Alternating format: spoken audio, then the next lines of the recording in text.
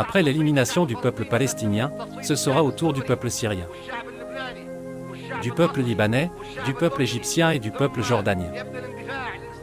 Puis commencera la ruée vers la Mecque et Médine. Nos frères seront expulsés de leurs palais climatisés. Ils abandonneront leurs luxueuses voitures américaines. Et ils monteront sur des ânes et des chameaux pour fuir le train de la mort. Puis ils entreront dans le désert. Ils boiront de l'eau de mer, ceux qui pourront aller jusqu'à la mer. Il n'y aura pas de rive sûre, car les Israéliens arriveront en Égypte.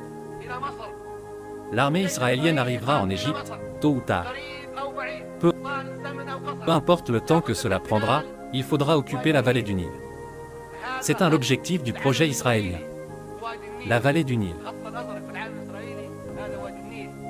Ô enfants d'Israël, ton pays est du fleuve Euphrate au Nil. Soyez assurés, le danger israélien ne se limitera pas à ceux qui vivent entre l'Euphrate et le Nil. Mais les pays en dehors de ces lignes seront aussi inquiétés. La Tunisie devra se soumettre à la domination sioniste malgré eux. L'Algérie devra se soumettre. Et le Maroc devra se soumettre à la domination sioniste malgré eux. Ils devront se soumettre.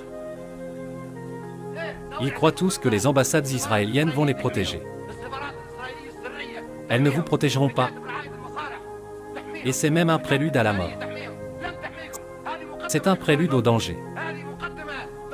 Chaque gouvernement arabe qui a tendu la main à l'ennemi, sous la table, et qui établit une ambassade, qu'ils appellent Bureau de protection des intérêts.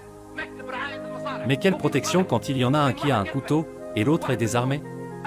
Des intérêts? Mais quel intérêt pour la Libye à Tel Aviv? Quels intérêts de la Tunisie, de l'Algérie, de Oman à Tel Aviv?